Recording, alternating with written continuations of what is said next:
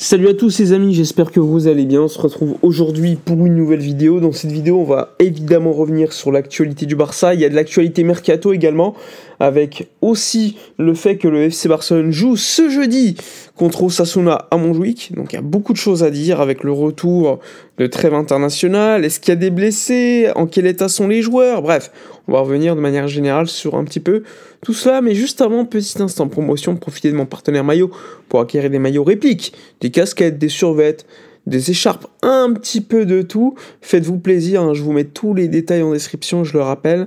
Si vous avez des questions, n'hésitez pas à venir me les poser directement sur Instagram. En tout cas, maillot réplique à l'ancienne ou nouveau, il y a tout de dispo. Bon, c'est parti, on y va pour la vidéo de la journée. Alors, tout d'abord, on a eu une petite information hier, c'est que Wojciech Szczesny devrait prolonger son contrat, le gardien polonais, avec le Barça d'une saison supplémentaire. Donc, il a perdu 9 kilos depuis son retour dans le football professionnel. Hein. Pour rappel, au début de la saison, il était retraité. Le Barça l'a fait revenir, il a perdu 9 kilos et aujourd'hui il se sent plutôt très bien dans la ville, très bien dans le vestiaire, il s'entend très bien avec les jeunes, les moins jeunes, et donc c'est pour l'instant on va dire une idylle qui se passe plutôt bien entre le gardien polonais et le Barça, donc qui devrait prolonger une saison de plus. Avec quel statut pour l'instant de numéro 1? Il faudra voir évidemment le retour de Marc-André Ter Stegen d'ici quelques semaines, quelques mois, afin de déterminer si le numéro 1 restera le Allemand, qui est le capitaine de l'équipe, hein, je le rappelle, ou le gardien polonais. En tout cas, on va suivre cela avec beaucoup d'intérêt. De l'autre côté, il y a également des négociations pour la prolongation de contrat de Frenkie de Jong, qui veut rester à Barcelone, qui est convaincu que pour l'instant c'est la bonne époque pour être à Barcelone avec un coach qui compte sur lui et qui fait très bien jouer l'équipe, qui est compétitive, etc. Donc normalement, d'ici quelques semaines, quelques mois, on devra avoir des informations, sachant que le Barça pour l'instant veut prolonger le joueur, il y a des négociations en cours, mais pour le moment il n'y a pas eu cette, on va dire, avancée notable qui ferait que la prolongation de contrat serait à court terme effective, parce que le Barça pour l'instant se concentre sur le sportif et estime que pour le moment il faut se concentrer sur les compétitions, ce qui est plutôt légitime, et d'ailleurs c'est mieux de se concentrer sur ce qui se passe en termes de titres à jouer plutôt que des affaires de sous qui pour l'instant ne sont pas à gérer, il faudra gérer ça plus tard. De l'autre côté, il y a également Hansi Flick qui devrait prolonger son contrat l'été prochain d'une saison de plus. Je le rappelle, son contrat se termine à l'été 2026 puisqu'il a signé pour 2 ans. Donc ça se passe plutôt bien, il s'entend très bien, il y a toujours des petites on va dire compliments qu'il effectue en conf de presse sur le club, sur les supporters, sur l'ambiance, dans le vestiaire. Et donc en ce sens, le Barça Deco veut prolonger le coach allemand pour une saison de plus, et normalement jusqu'en 2027. Il faudra suivre, il faut savoir que si Flick avait été signé jusqu'en 2026, c'est aussi parce qu'il y a des élections présidentielles du Barça à ce moment-là, et donc signer un coach pour plus de temps, ça aurait peut-être bloqué le prochain président s'il change, s'il veut changer un nouveau projet, etc. Donc ça faisait sens de le signer que jusqu'en 2026, sachant que Flick considère que ça sera sa dernière étape comme coach d'un club, et donc c'était plutôt logique, 2 ans, et maintenant il pourrait signer pour une 3e année l'été prochain, sachant que ça se passe plutôt bien. Donc ça c'est quand même une excellente nouvelle pour le Barça, qui devrait continuer une saison de plus contractuellement avec le coach allemand. Ensuite, autres infos, comme vous le savez, le Barça joue contre Osasuna ce jeudi, donc à 21h, match avec des absents de marque côté Osasuna. Il n'y aura pas Brian Sargosa, il n'y aura pas non plus, je crois que c'est un défenseur central camerounais, si je ne me trompe pas, j'ai oublié son nom. Côté Barça, il n'y aura pas quelques joueurs comme Rafinha ou Ronald Araujo qui ne seront pas titularisés dans tous les cas, puisque comme vous le savez, ce soir dans la nuit, il y a un match entre l'Argentine et le Brésil. Il y a également l'Uruguay qui va jouer en Bolivie.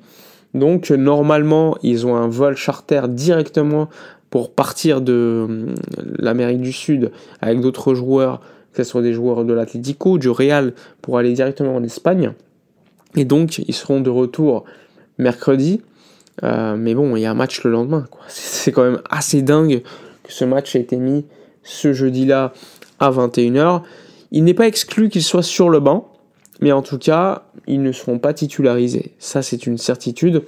Et en ce sens, on attend Eric Garcia et Inigo Martinez titularisés, puisqu'Inigo est remis de sa blessure. Et de l'autre côté, il y a Cubarsí qui est douteux, qui lui devrait revenir que contre le match contre Gérone ce week-end. Puisque le Barça joue jeudi, puis dimanche, il faut le rappeler, en termes de calendrier, c'est pas non plus la folie qui a été mise en place par la Liga. Autres informations, c'est que Lewandowski, qui avait ressenti une gêne après son but contre... c'était qui il avait marqué contre qui je sais plus contre qui il avait marqué. En tout cas, la Pologne s'était imposée 1-0. Et là, hier, il y avait un autre match de la Pologne. Il a commencé sur le banc. Il a joué une vingtaine de minutes sans problème. Donc ça, c'est une bonne nouvelle pour le Barça qui va récupérer son goleador polonais qui ne devrait pas être titularisé non plus contre Osasuna, puisqu'on s'attend à Ferran Torres qui devrait jouer. D'ailleurs, l'Espagne qui s'est qualifiée contre les Pays-Bas à Valence après un match dingue, avec beaucoup d'occasions, et surtout ça allait au penalty, avec un but de Lamine Yamal et un Pedri qui a marqué le penalty décisif. Ils devraient tous être dispo comme tous les U21 espagnols qui ont été libérés il y a quelques jours par la Fédé pour revenir plus tôt, puisqu'il y avait un match amical à jouer par la suite qui est moins important que d'autres matchs. Aussi, je vous ai parlé de Mercato. Le Barça en ce moment est en pleine discussion. Il y a même un accord oral avec Jonathan Tah, le défenseur central allemand de Leverkusen. Mais pour l'instant, il n'y a pas eu cette concrétisation de cet accord. Le Barça patiente, le Barça réfléchit, le Barça regarde le marché, puisque le coach Hansi Flick a eu déjà Jonathan Tah comme joueur, mais ils ont également le même agent. Et Medeco, lui, considère que pour le moment, il y a certes des discussions avancées, un accord entre les parties, mais que pour l'instant, ce n'est pas suffisant pour concrétiser le deal, et que pour le moment, c'est une phase, on va dire, d'attente, sachant que d'autres clubs sont intéressés par Tah, notamment au niveau de la Première Ligue, avec Tottenham et Liverpool qui sont là. Il y avait le Bayern aussi, il y a quelques mois. Est-ce qu'ils sont toujours là, le Bayern? Je ne sais pas. Mais en tout cas, le défenseur central allemand intéresse, et le Barça reste toujours favori pour signer le défenseur central allemand. Le Barça a d'autres pistes aussi, à d'autres postes, comme les latéraux. Le Barça va se renforcer au poste de latéral droit. On parle beaucoup en ce moment de Vanderson, le latéral de Monaco. Il y a également Raciu, le latéral du Rayo, qui peut jouer à droite comme à gauche.